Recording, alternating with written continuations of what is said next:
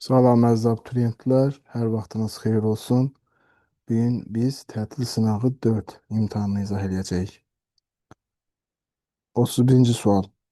Cərəyan şiddətinin verilmiş qiymətində sarğacın maqnit sahəsinin enerjisinin onun induktivliyindən asılı qrafiki verilmişdir. Sarğacdakı cərəyan şiddəti hansı ifadə ilə təyin olunur? Sualı həll edə bilmək üçün maqnit sahəsinin enerjisinin üstünü bilmək lazımdır. W maqnit bərabərdir. L kvadratı bölünmüş 2. Bizdə cərəyan şiddəti soruşulur. I kvadratını buradan əvvəlcə tapaq. I kvadrat bərabərdir 2W maqnit böl L. I-nin özünü tapanda alırıq ki, kök altda 2W maqnit bölünsün L. Bizə deməli burada W maqnitin L-ə nisbəti lazımdır. Bu qrafikdə W maqniti bura paralel köçürdürəm. Buraya yazıram W maqnit. Burada zaten L-dir. Düzbucaqlı üçbucaqda burada bir düzbucaqlı üçbucaq əmələ gəlir. Düzbucaqlı üçbucaqda qarşıdakı katetin, yəni maqnit sahəsi enerjisinin induktivliyə olan nisbəti bizə tangens alfanı verir. Deməli, bu ifadə tangens alfaya bərabərdir. Onda I bərabərdir 2 dənə W maqnit böl L-dən bu ifadənin yerinə bu ifadəni yazacağım. O da bərabərdir 2 tangens alfa. Doğru cavab 2 tangens alfa D variantı. 32-ci sual. Hansı qanun sistem bir haldan başqa hala keçdikdə daxili enerjinin dəyişməsi, yəni delta U, xarici qüvvələrin işi ilə sistemə verilən istilik miqdarının cəminə bərabərdir. Deməli, daxili enerjinin dəyişməsi sistemə verilən istilik miqdarı və xarici qüvvələrin gördüyü işin cəminə bərabərdir. Bu ifadə termodinamikanın birinci qanunu ifadə edir. 33-cü sual. Maddi nöqtə 4 qüvvənin təsiri ilə düz xətli bərabər sürətlə hərəkət edir. F4 üstəgəl F3 bərabər F2 olduqda F1 qüvvəsinin modulunu müəyyən edir. Yaxşı olardı ki, bu sualda yazsaydı ki, bir düz xətt üzərində. Bu daha yaxşı olardı. İndi yazmayıb, eybi yox. İndi nə zaman cisim düz xətli bərabər sürətlə hərəkət edər? Ona təsir edən bütün qüvvələrin vektorial cəmi F1 üstəgəl F2 üstəgəl F3 üstəgəl F4 bərabər olarsa 0-a. Burada verilənləri yerinə yazırıq. F4-dən F3-ün cəmliyini F2 yazırıq. Buraya yazıram F2 və hesablamağa davam edirəm. Onda olacaq F1 vektor üstəgəl F2 vektor üstəgəl bu ikisinin yerinə də yenə F2 vektor yazırıq. Bərabərdir 0-a. Və buradan alıram ki, F1 vektor bərabər mənfi 2 dənə F2 vektora. Bizə də modulu soruşuna görə cavab olacaq 2F2. Yəni C variantı. 34-cü sual. Müəyyən hündürlükdən düşən cismin daxili enerjisi. Cismin kinetik enerjisinin artması nəticəsində azalır. Burada cisimdən söhbət gedir. Amma cismin daxili enerjisi cismi təşkil edən zərrəciklərin kinetik və potensial enerjilərin cəmidir. A doğru deyil. Cismin potensial enerjisi artması artır. Yenə də bu səhvdir. Havanın müqavimət qüvvəsinin cisim üzərində gördüyü iş hesabını artır. Burada doğru cavab C variantıdır. Deməli, necə olur o? Bu cisim ta ki aşağıya düşür. Aşağıya ağırlıq qüvvəsinin təsiri ilə düşür və hava molekulları ilə bu cisim sürtünür. Sürtünmə nəticəsində bu cisim havanın müqavimət qüvvəsi cisim üzərində iş görür və bu iş təbii ki mənfi işdir və sürtünmənin gördüyü işdir əslində və cisim nəticədə biraz da olsa qızır. Qızırsa cismin temperaturu artır və nəticədə daxili enerjisi artır. Deməli, burada cavab olacaq, havanın müqavimət qüvvəsi cisim üzərində gördüyü iş hesabını artır. Çünki hava molekulları cisimlə sürtünür və sürtünmə nəticəsində cisim qızır. Azalar olmaz. Cisim yenə də cismin potensial azalması daxili enerjiyə təsir etməz. C variantı. 35-ci sual. Hansı cihazın köməyi ilə dövrətmə tezliyini təyin etmək olar? Dövrətmə tezliyi saniyə ölçənlə təyin etmək olar. Belə ki, tezlik bərabərdir. M bərabərdir 1 bölünsün periyod. Yəni, periyodu biz saniyə ölçənlə təyin ediriksə, Tezliyi də ondan təyin edə bilərik. Doğru cavab A bəndi. Elektrik sahəsinin intensivinin vahidi. Elektrik sahəsinin intensivinin vahidi düsturunu bilməliyik. Y bərabərdir. F bölünsün Q. Onda bunun vahidi olacaqdır. Newton bölünmüş kulon. Qüvvənin vahidi Newton, yükün vahidi kulon. 37-ci sual. Üfüqi müstəvidə sükunət halından eyni F qüvvəsinin təsiri ilə hərəkətə başlayan cisimlər eyni yerdəyişmələr icra etmişdir. Onların kinetik enerjilərinin nisbətini hesablayın. Deməli, sükunət vəziyyəti o deməkdir ki, cismin başlanğıc sürəti sıfıra bərabərdir. Yəni, hər iki cisim sükunət vəziyyətindən hərəkətə başlayır. Kinetik enerji haqqında teoremi bilməliyik. Yəni, əvəzləyici qüvvənin gördüyü iş, yəni A, kinetik enerjinin dəyişməsinə bərabərdir. Və digər tərəfdən A, Fs-ə bərabərdir. Və burada deyir ki, eyni yerdəyişmələr icra edib. Buna bir qədər sonra baxacaq. Bu iki tənlikdən alırıq ki, YK çıxılsın YK0 bərabərdir Fs-ə. Və biz də məsələnin şərtinə görə YK0 sıfıra bərabər olduğuna görə alırıq ki, Y kinetik bərabərdir Fs. Yəni, görülən iş. O da birinci halda YK1 bərabər olacaq Fs. İkinci halda YK2 bərabərdir. Müəyyən bir bucaq altında olanda iş nətər tapılırdı? Fs kosinus alfa. Vəssalam, bunlar nisbəti soruşulur. YK1-in YK2-ə nisbəti bərabərdir Fs-in Fs kosinus alfaya olan nisbəti.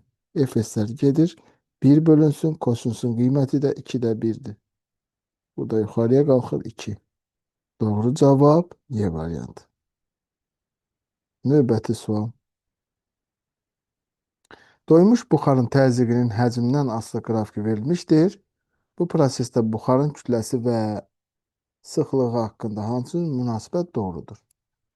Görürük ki, qrafik sabit həcmdə baş verib. Yəni, həcm burada konstantdır və təzyiq artır.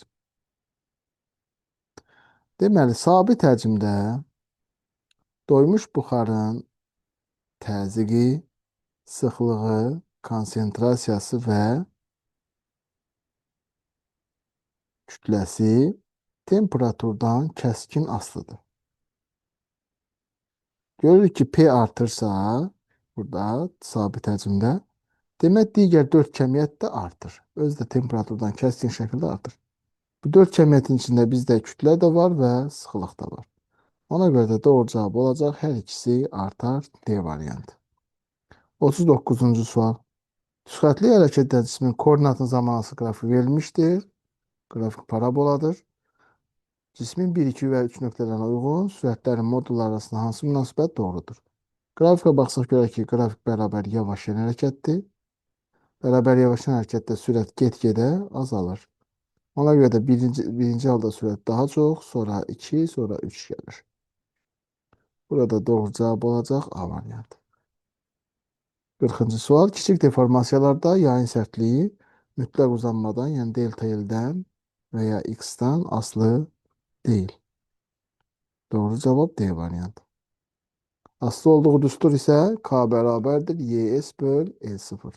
Nümunənin en kəskin sahəsindən, bir də nümunənin başlanğıc uzunluğunda və nümunənin növünü xarakterizə eləyən Young modulundan, yəni Y-dən asılıdır. 41. Hansı halda hərəkət edən elektron ətrafında maqnit sahəsi yaranır? Maqnit sahəsi, yadınızda saxlayın, hərəkətdə olan yüklü zərrəciklər ətrafında mövcuddur. Elektron yüklü zərrəcikdir və hərəkət edir. Deməli, maqnit sahəsi yaranacaq. Elektron yenə yüklü zərrəcikdir və hərəkət edir. Yenə yaranacaq. Elektron yüklü zərrəcikdir və hərəkət edir. Hər iki üç halda maqnit sahəsi yaranacaq. Doğru cavab B variantı. Elektron maqnit sahəsi desəydi, onda təcillə hərəkət edən yüklü zərrəcik olmalıydı. 42-ci sual. Riyazi rəqqasın uzunluğu 9 dəfə artarsa, rəqslərin periodu necə dəyişər?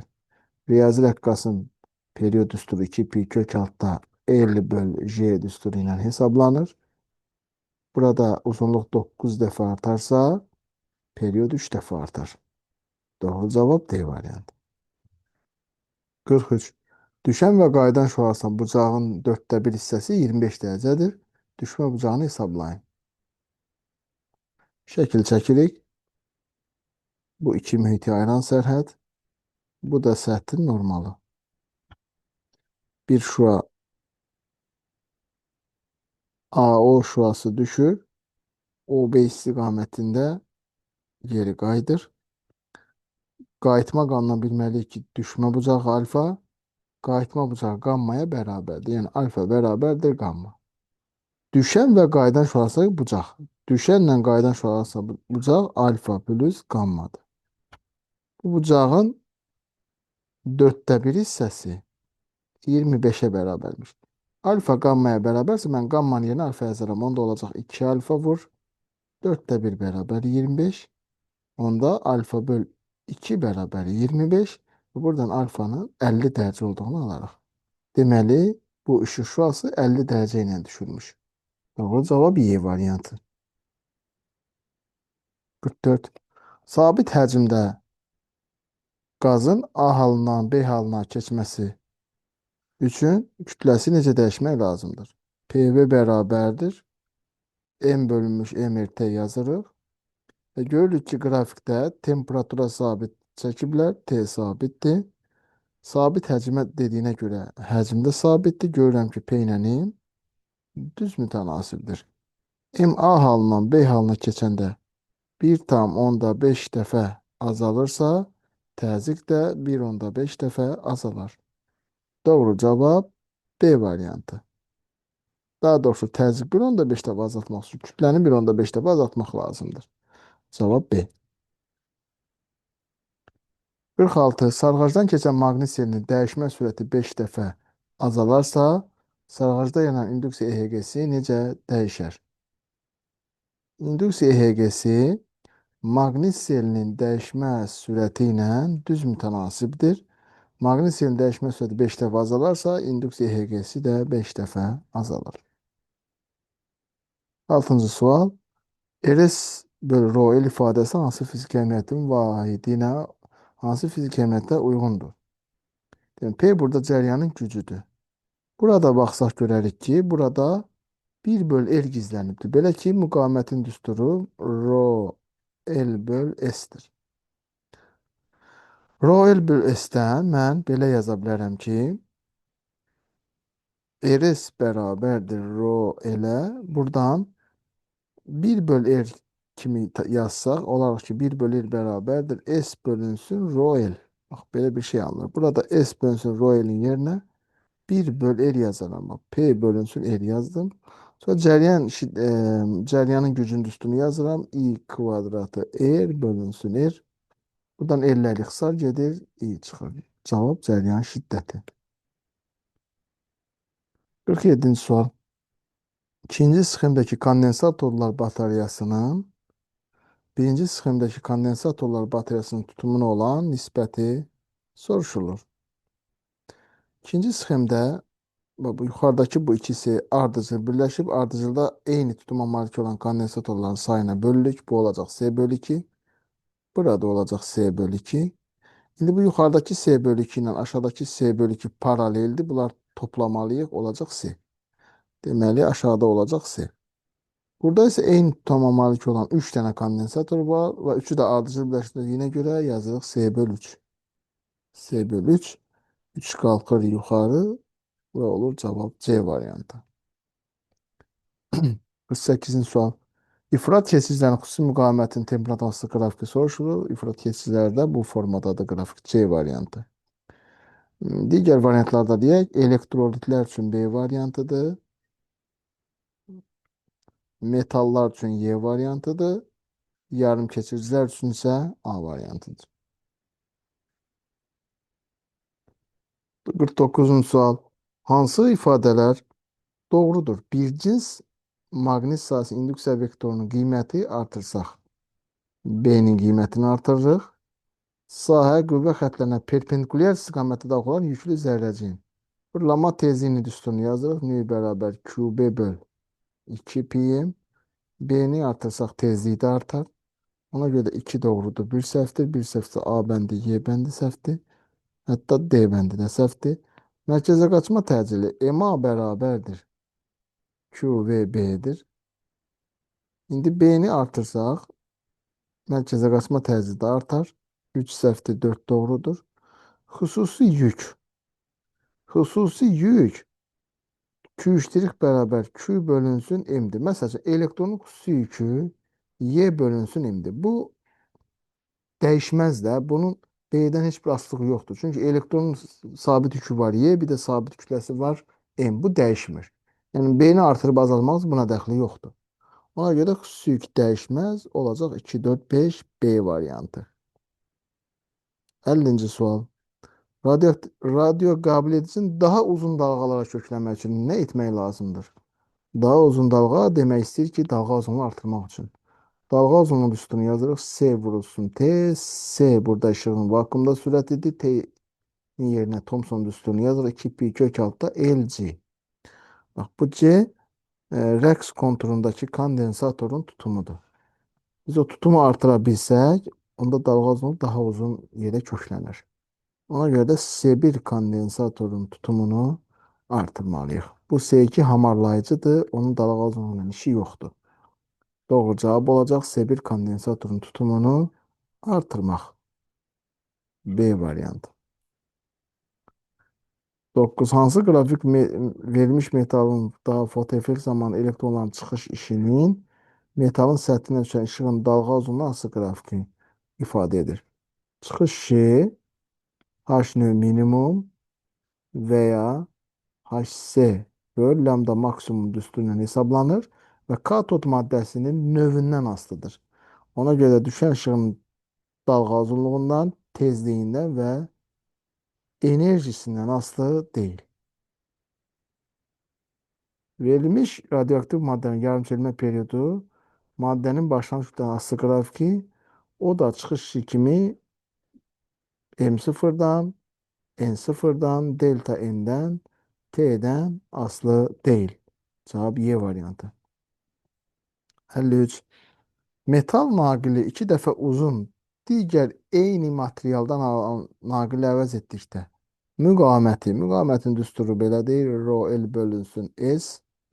Biz L-i 2 dəfə daha uzun naqillə əvəz ediriksə, onun müqaməti artar 2 dəfə. Xüsusi müqamət naqilin uzunluğundan, en kəsin sahəsindən, cəryan şiddətindən və U gərginlikdən asılı deyil. Xüsusi müqamət metal dediyinə görə metalların xüsusi müqaməti metal maddəsinin növündən və burada qeyd etdiyimiz kimi temperaturdan asılıdır. Ona görə də xüsusi müqamət dəyişməz. Bu testin doğru cavabı olacaq 1,6. 54. Radioaktiv elementin yarımçölmə periodu 4 sutkadır. Neçə sutka ərzində bu elementin verilmiş sayda nüvələrin 8-də 7 hissəsi çevrilir? 8-7-də isə çevrilibsə, deməli 8-də biri qalar. Qalan nüvələrin sayı üçün yazırıq. N bərabər N0, 2 üstü mənfi T böl T. Mən bu barədə videolarımda həmişə demişəm. Qısa lakonik əldə etmək üçün deməli T olsa gəlin görək nə baş verir. Deməli N bərabər olur N0, 2 üstü mənfi T bölünsün T, o da bərabərdir N0, 2 üstü mənfi böyük T böl böyük T, o da eləyər 2 üstü mənfi 1, bu da N0 eləyər 2. İndi T'nin yerinə 2T qoysaq, onda birbaşa yazıram. N0 böl 2 üstü T'nin yerinə 2T yazırıq. Böl T. 2 üstü mənfi 2 edir. 2 üstü mənfi 2 4 deməkdir.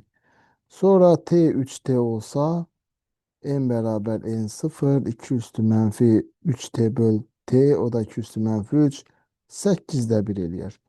Deməli 8-də 1 nə zaman aldı? T 3T olanda. Deməli 2-nin üstlərinə gətirməliyik də. Yəni bu əmsal 1-dirsə 2-nin üstü həmin qədər artır və ya azalır. Məsələn T 2 isə 2 üstü 2, T 3 isə 2 üstü 3, T 4 isə 2 üstü 4 deməkdir. Yəni, belə yazaq da ümumi T bərabər N T-dirsə 2 üstü N dəfə azalır. Yəni bunu bir dəfəlik yadda saxlayın daha rahat əlləmək üçün. Deməli bizim məsələ T bərabər 3D düsturu ilə getməliyik. Periodu verib 4, 3 vurulsun 4, o da eləyər 12. Doğru cavab 12. 55. Hansı ifadələr doğrudur? Sudan havaya keçən işıq şüası perpendikulyar keçdiyinə görə, baxın, perpendikulyar keçdiyinə görə yayılma istiqamətini dəyişmədən düz keçər. Əgər müəyyən bir bucaqla düşsəydi, istiqamətini dəyişərdi. Ona görə də yayılma istiqamətini dəyişməz. Yəni baxın, bax, belə düşsəydi, fərqli bir yolla, məsələn, belə qayıda bilərdi. Hə, sudan havaya keçir, suyun sındırma əmsalı birdən böyük, yəni 1,33 səhv eləmirəmsə, havanın sındırma əmsalı isə 1-dir. Təxmini 1,001-dir, 1 götürək. Deməli, optik sıxlığı çox olandan, n çox olandan, n az olana keçib.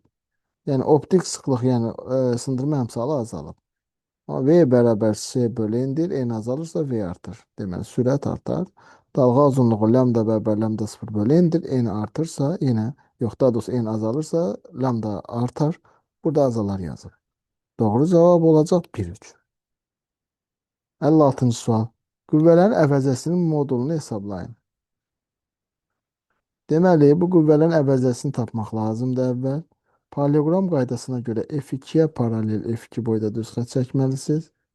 Bir də F1-ə paralel F1 boyda düz xətt çəkməlisiniz. Və böyük diaqonal, buradan böyük diaqonal bu qüvvələrin əvəzəsini verir. Buraya yazıram F əvəzəci. İndi bu F əvəzəcinin görürəm ki, x ox üzrə perpendikulyar olduğuna görə F əvəzəcinin x ox üzrə proyeksiyası 0-dır. Mən y ox üzrə proyeksiyasını tapacağam. Onda elə o elə yekun modulu olacaq qüvvənin. Bunda baxsaq görərik ki, bax, bu nöqtədən tən yarıdadır. Yəni, bu hissəni tapmalıyıq. Bax, bu hissə 4/1-ə bərabər, yəni 3-dür. Təbii ki, simmetrik olduğundan yuxarısı da 3 olacaq. Deməli, bu olacaq 6 Newton. Bunu əziyyət çəkib bir-bir proyeksiya ilə də tapa bilərik. Belə ki, indi bunu siz yəqin ki, qeyd elədiniz. Buranı silirəm. Proyeksiya ilə necədir? Bir-bir bu qüvvələrin x və ya y oxuzları üzrə proyeksiyasını tapa bilərik. Gəlin əvvəlcə y oxuzla proyeksiyası tapaq. F1-in y oxuzla proyeksiyası, bax, bu xəttdir. Buna yazıram F1Y. F1Y bərabərdir 4 çıxılsın 1. 3 Newton. F2-nin də həmçinin baxıb görürsünüz ki, F2-nin də y ox üzrə proyeksiyası 4 çıxılsın 1-dir. O da 3 Newtondur. Onda ümumi F2 üzrə olacaq 3 üstə gəlir 3, 6 Newton. Yəni x-in 0 olduğunu təsdiq edək. Baxın, bu F1-in x ox üzrə proyeksiyası, bax, görürsün, bax, bu sonu buradır, başlanğıcı bura. Sondan başlanğıc çıxanda bu olacaq F1x. F1x bərabər olacaq 1 çıxılsın 2. Eləyər -1. F2-də nətərdir vəziyyət? Ona baxaq. F2-də buradır. Bax, son gətiririk bura. Buradan da bura. F2, bax, burada olacaq F2x. F2x də bərabərdir 3 çıxılsın 2. Yəni 1. Onda fx bərabər olacaq -1 üstə gəlir 1, 0. Qüvvənin modulu da belə tapılır. Fx-in kvadratı üstə gəl fy-in kvadratı. Fx 0-dır. 0-ın kvadratı 0, 6-nın kvadratı. Burada da elə qalır 6. Yəni bu testin doğru cavabı 6 Newton olacaq. 57. Qeyri-bircins elektrik sahəsinə daxil olan zərrəciklər və ifadələr arasında uyğunluğu müəyyən edin. Qeyri-bircins elektrik sahəsi odur ki, burada intensivliyin qiyməti fərqlidir. Baxın, burada 2 dənə xətt çəkmişəm. Paralel və eyni boyda xəttdir. Bu nöqtələrdə 1 və 2 nöqtələrini qeyd etmişəm. Bu nöqtələrdə intensivliklər bərabərdir. Y1 bərabər Y2. Bu bircins intensivlik xətti sayılır. Bir də belə xətt çəkmişəm. Bura 1 yazmışam, burada 2 intensivlik xəttləridir. Burada qüvvə xəttləri sıx olan yerdə intensivlik modulu daha çoxdur. Seyrək olan yerdə isə daha azdır. Yəni Y1 Y2-dən çoxdur. Və buradan fikir verir ki, 3 zərrəcüncü də qüvvə xəttləri sıx olan yerdən seyrək olan yerə gedir. Yəni intensivlik azalır. Yazsaq ki, MA bərabər QY, Y azaldığına görə burada A azalacaq. Yəni azalan təcilli olacaq. İndi görək. Bir də əlavə bir şey bilməlisiniz ki, elektrik sahəsində elektrik sahəsində müsbət yükə fərqi yoxdur. Bu bircins sahədə də ola bilər, qeyri-bircinsdə də. Müsbət yükə təsir edən qüvvə Y istiqamətdə fərqi yoxdur hər iki sahədə, bircinsdə və qeyri-bircinsdə. Mənfi yükə təsir edən qüvvə isə Y-nin əksinə yönəlir. Bax, bu həmişə belədir. Sürətdən asılı olmayaraq belədir. İndi burada bizdə müsbət yük var. Müsbət yükə təsir edən qüvvə Y tərəfə yönəlir. Yəni sağa doğru yönəlir. Onda bu Y-inləşən hərəkət edəcək və təcil azalacaq. Olacaq azalan təcillə Y-inləşən. Birə gedər A bəndi. İkinci, elektrona təsir edən qüvvə Y-nin əksinədir. Onda qüvvə ilə sürət əks istiqamətdə olduğuna görə bu yavaşayan olur və təcil də azalır. Azalan təcillə yavaşayan. 2-yə gedər B variantı.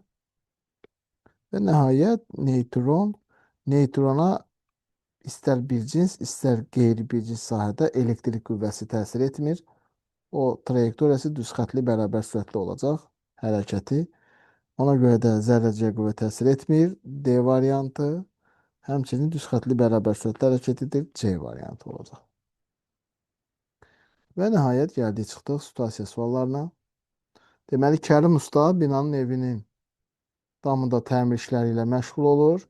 O binanın damında quraşdırdığı polisbas vasitəsilə yerdəki yükü dama qaldırmaq istəyir. J-ni 10 verib bloklarda və ipdə çəki nəzərə alınmır və sürtünmə də yoxdur. Deyir ki, bu sadə mexanizmdə neçə ədəd tərpənən və tərpənməz bloklardan ibarət olduğunu, həmçinin Kərimin belə bir mexanizmdən nə üçün istifadə etdiyini yazın. Deməli, polisbasda, bax, bu aşağıda bu ki, 2 dənə tərpənən blokdur. Burada görürsünüz ki, yuxarıdan belə bağlandığına görə bax, bu ikisi də tərpənməzdir. Deməli, olacaq 2 tərpənən və 2 tərpənməz. Və bu kəlim nə üçün istifadə edir? Təbii ki, qüvvədə qazanc əldə etmək üçün. Sadə mexanizmlərin yaranma səbəbi zaten odur. Qüvvədə qazanc əldə etmək üçün. 59-60 kiloqram kütləli yükü binanın damına bərabər sürətlə qaldırmaq üçün ipin sərbəst uzuna Kərim Ustanın tətbiq etdiyi qüvvə soruşulur. Polisbas barəsində bizim əlavə bir videomuz var. YouTube'da Telman Mevludov Polisbas yazıb o geniş videoya qulaq asa bilərsiniz. Burada da mən oradan bir hissəni izah eləyəcəm. Polisbasda qüvvədə qazanc necə tapılır? İpi izləyirsiniz. Sadəcə ipi izləyirsiniz ki, nətər olsun. Baba bu F-dir. Bu ipin fırlanıb gəldiyi bura. Bu ipi boş yer tapan kimi də F yazıram. Yenə davam edirik. Eyni ipdir. Ona görə də burada bir dənə F yazıram. Gəldi çıxdı bura. Orada bir dənə F yazıram. Davam edirik. Görürük burada F. Bu kiçik bucağın burada az da olsa təsiri var. Amma bu tip suallarda adətən o nəzərə alınmır. İndi bax bu MJ ağırlıqlı yükü yuxarıya doğru 4 dənə F aparmaq istəyir. Aşağı gedən F nəzərə alınmır. Çünki eyni F-in davamçılarıdır. Deməli, burada yazmalıyıq ki, biz 4F bərabər MJ. Buradan F-i tapanda MJ böl 4 alırıq. MJ bizdə 600'dür. Böl 4, o da 150 Newton. 60 kiloqram kütləli yükü yer səthindən 24 metr hündürlüyə binanın damına bərabər sürətlə qaldırmaq üçün Kərim Ustanın gördüyü işi hesablayın kilojoul'la. Kərim Usta bu 24 metr hündürlüyə bu cismi qaldırmaq üçün ağırlıq qüvvəsinə qarşı iş görməlidir. Ağırlıq qüvvəsinin gördüyü iş MJH-dır. Yəni burada daha böl 2 söhbəti, böl 4 söhbəti yoxdur. Çünki işdə qazanc yoxdur. Ona görə MC bizdə 600 vur 24. 4 altının 24, 2 yadda, 2 altının 12, 144, yanına da 2 dənə 0 əlavə edirik. Kilojoula çevirmək üçün 1000-ə bölməliyik. O da eləyər 14,4 kilojoule. Beləliklə, əziz abituriyentlər, tətil sınağı 4-ü izah etdik. Bu videonun sizə faydalı olduğunu düşünürsünüzsə, kanala abunə olub paylaşmağı unutmayın. Və sonda hansı bölmədən, hansı qəbullardan yenə təkrar edirəm, bizim kanalımızda izah etmədiyimiz varsa, onları yorumlara yaza bilərsiniz. Biz də o yorumlara əsasən videolarımızı çəkək. Sağ olun, gələn dərslərdə görüşmək ümidi ilə.